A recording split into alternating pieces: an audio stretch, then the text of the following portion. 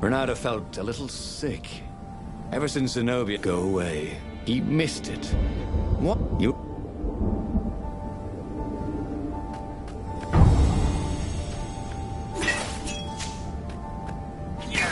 Smashing things was fun.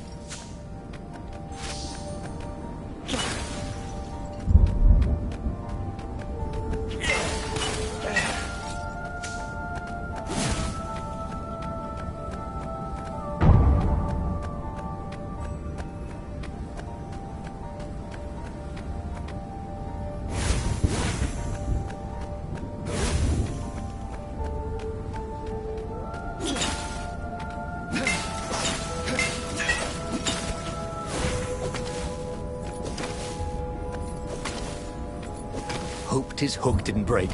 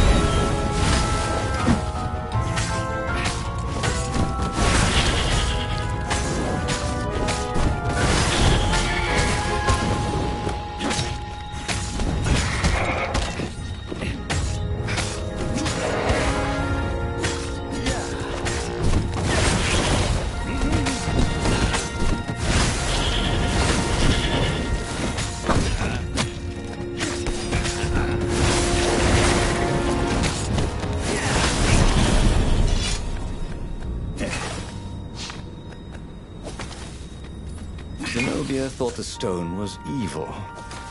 Was it? He longed to have it back. He'd felt so good killing ravens with it. And yet, he'd felt unclean ever since he'd touched it. She confused him. She'd made him want to be a better fox. And then she'd abandoned him. Never telling him she was the Emperor's daughter. Never contacting him since. Well, who was she to tell him the stone was evil?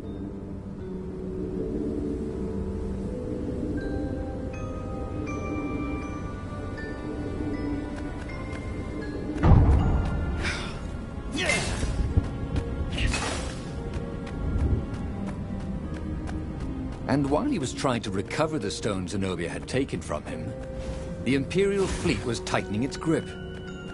He might fail to save the rebellion, and it would all be her fault. Bernardo felt a burst of outrage. Not only had she stolen his gem, she'd also stolen his scientist. Sure, they were neutral, but they had helped him discover what the Emperor was up to. They were supposed to be helping me, Bernardo thought. It's unfair. For some reason, Bernardo remembered a fairy tale his mother had told him about a land where only the apes talked. Animals went around without clothes.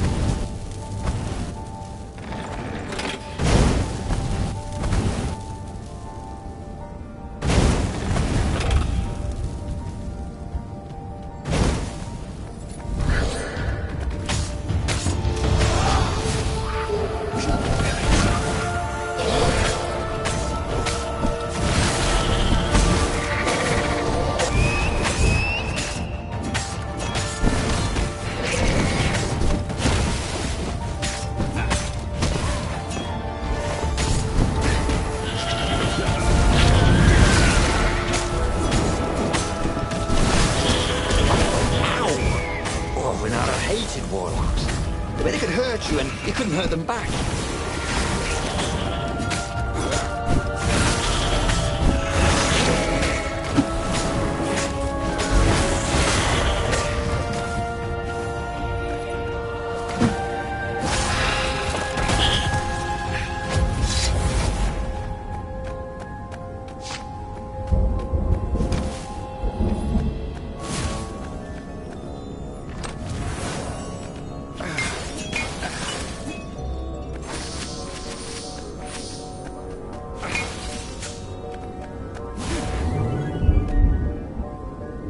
What did you do if one of these platforms stalled?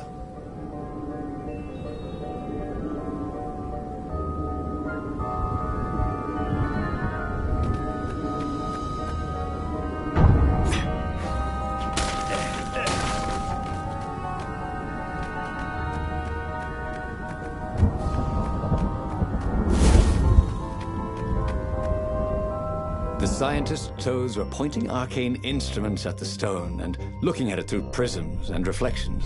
Mine! Then, a far-speaker toad croaked, and something like Zenobia's voice. Bernardo, leave the stone with the toads. It will swallow your soul. You'll kill everyone you love. But Reynardo had an army to lead, an empire to bring down. I know you can fight this thing.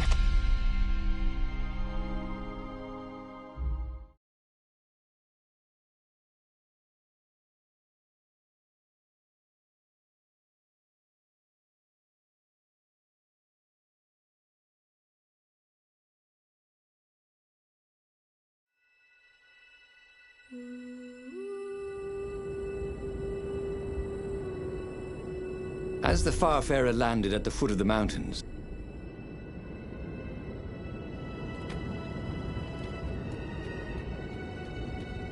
I need more materials, thought Reynardo.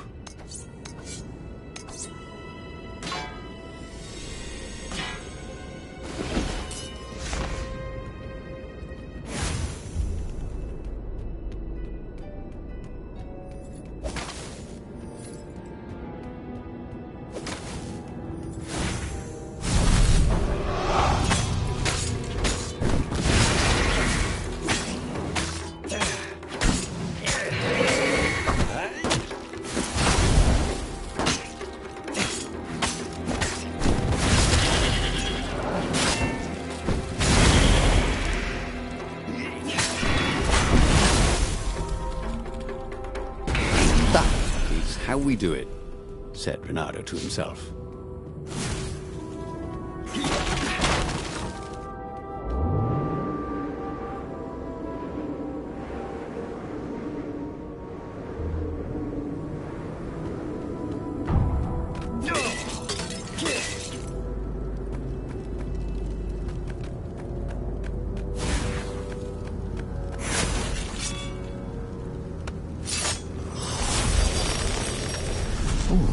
What's there?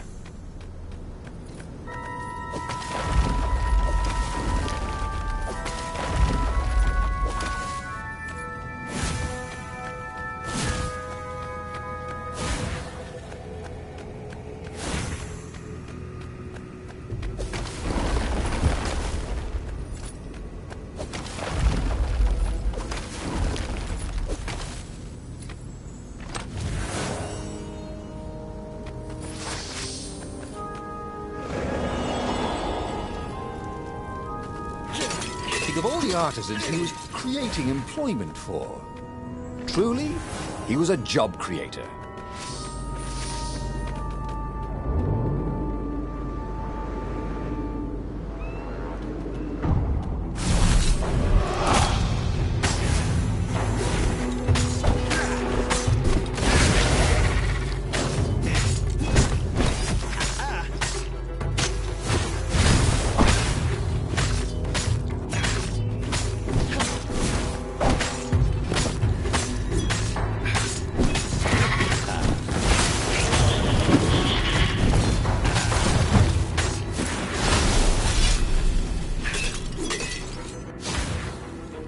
Reynardo told his friend how he had slaughtered the toads and how he had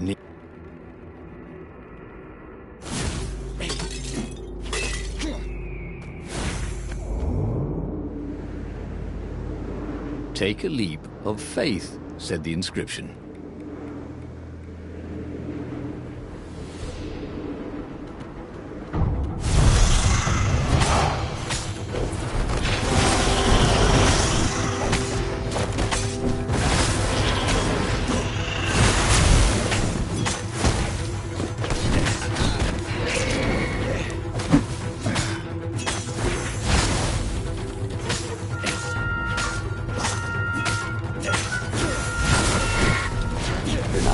Danced around the room yelling, oh yeah, that's how we do it.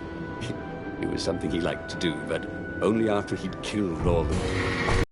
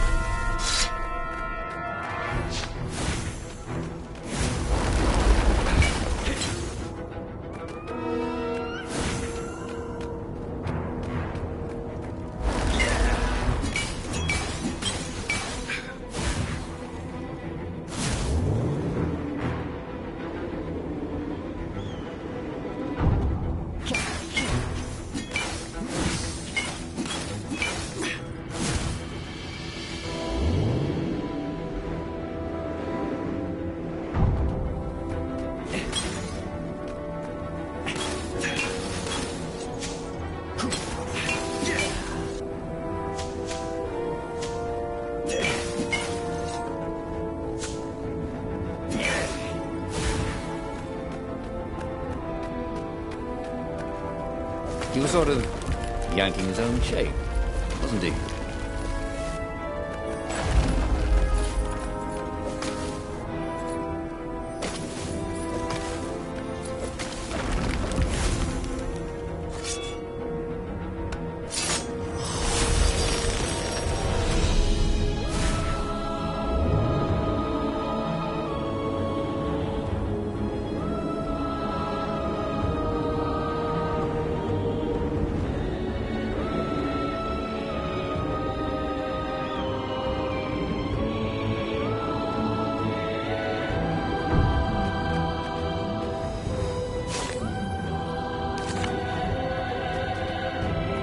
What was the point of this gate? Did they think no one would notice the lever?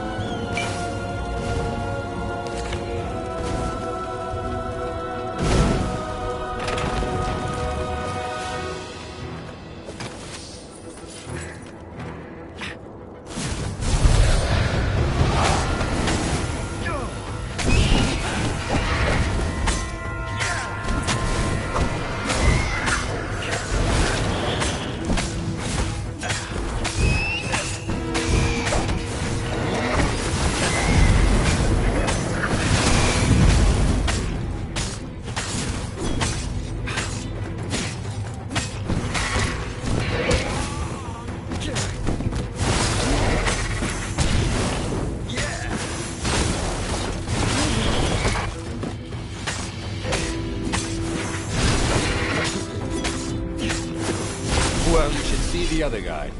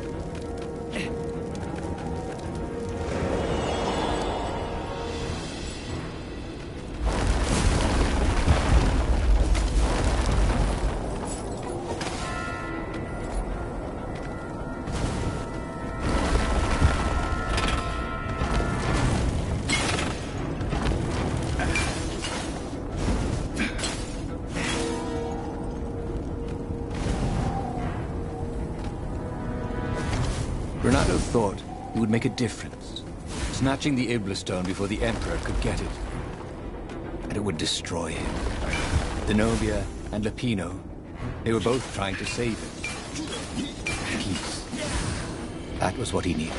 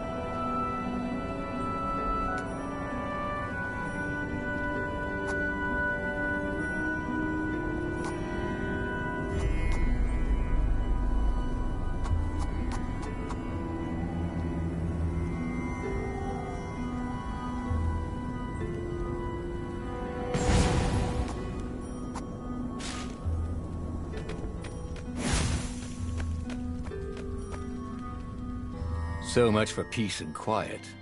There was Lupino. Again. You're stronger than some dumb rock, Lupino said. Let's just bury it, and no one will ever find it again. Renato could feel the spirit energy of all those dead ravens inside him, pecking away.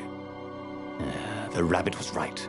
He tore the Iblastone from his gauntlet and threw it into the hole Lupino had dug. The stone was silent. Probably sulking. Now whoop those Imperials, said Lupino. Are you coming? No, I can't come with you. It's my old injury, you know. Recently, it's been acting up terrible. I'd be no use to you at all. So Renato boarded the Farfarer alone. Renato felt lonely on board the Farfarer. How could his old friend Lupino, miraculously escaped from the Empire, leave him to face the fight for, hadn't he? It was only fair. And of course he felt lonely. He'd given up the Iblastone and all the souls he fed it. Of course he felt alone. But he had done the right thing. It had been hard to do, but there was no better feeling than that. Zenobia would be so proud of him.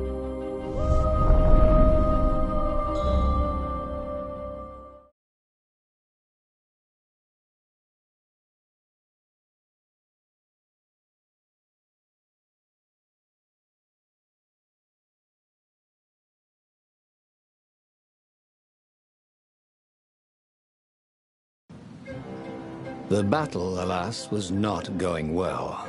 He no longer had the stone, and he'd never gotten the core. Lupino wasn't with him, and he was up against Zenobia, out there somewhere, maneuvering the Emperor's forces. The rebels had been outnumbered from the start, and he still had that aching longing for the stone. But that is what it means to be a hero. He would fight his way to Zenobia. He would show her what he was capable of. Just him, with no diabolic accoutrements. He would win, no matter the odds.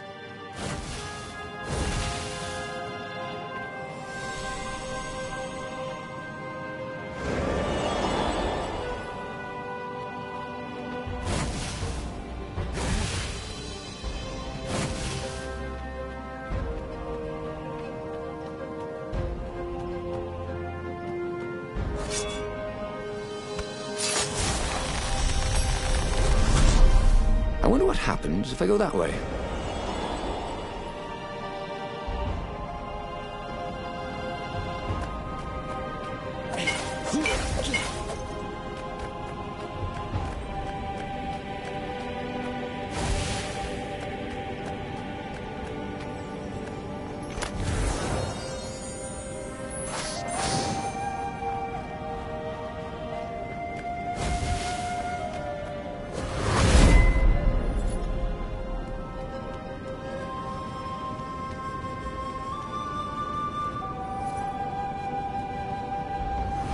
What else could you hook?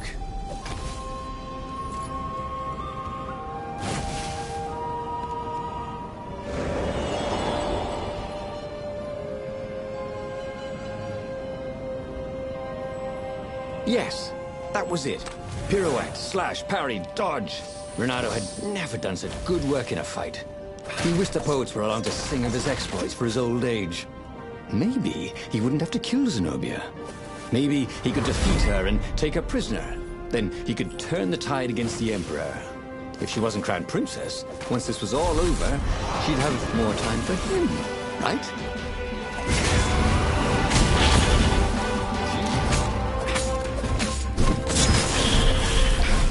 Truth was, Renato really liked the sound his sword made in the air. Yeah!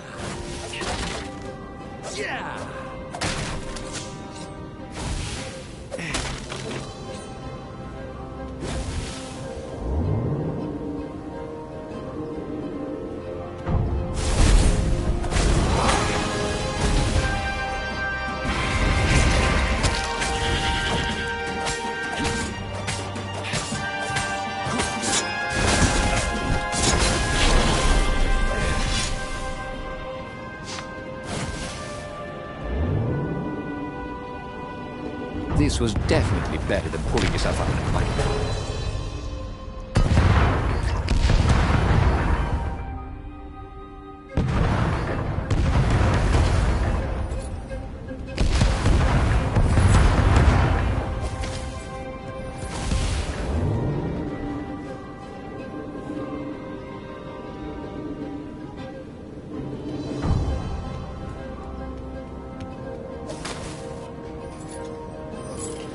Soon he'd confront the Emperor. Funny that this whole war had come about because the Emperor feared death. And now it was coming for him. There was some sort of lesson there, wasn't there?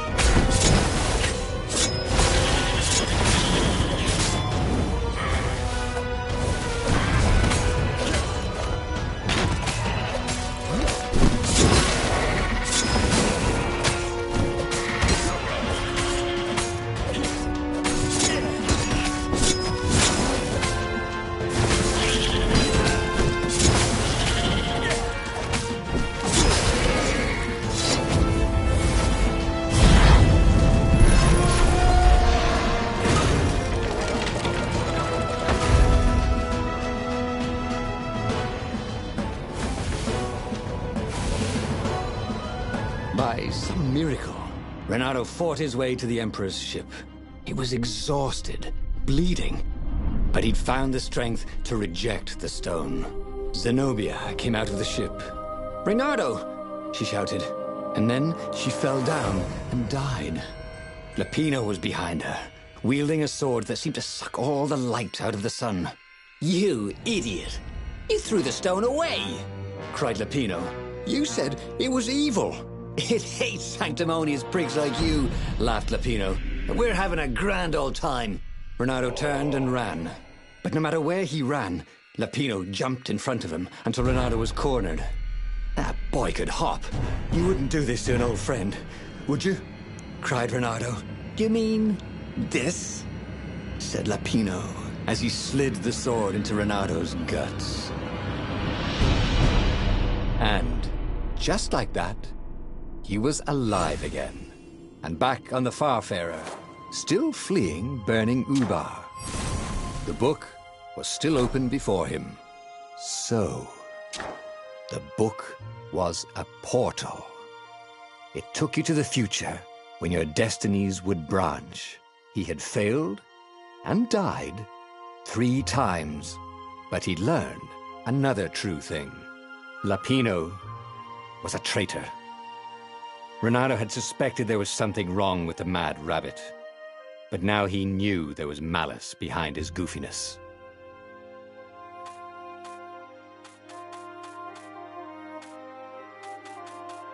But he was starting to feel like he was getting the hang of this. There was a way through to victory. He could feel it. He just had to keep running the path of destinies. With that, the book fluttered back to the beginning, and he fell into it. The clouds parted over the Isles of Boreas. It was time to choose. The rebellion was in trouble. Ravens were scouting for the secret rebel base. They needed a game-changer. Pieces of the Sky Ripper had surfaced. Renato knew that using it could go catastrophically wrong, but he was sure he could figure out how to use it safely. Also, a temple had risen out of empty desert, as tempting as it was to explore ancient mysteries. There was a war going on, and also, his old friend Lapino needed rescuing. Of course, Renato had a pretty strong suspicion that Lapino had betrayed the rebellion. But could Renato really leave an old friend to the Ravens?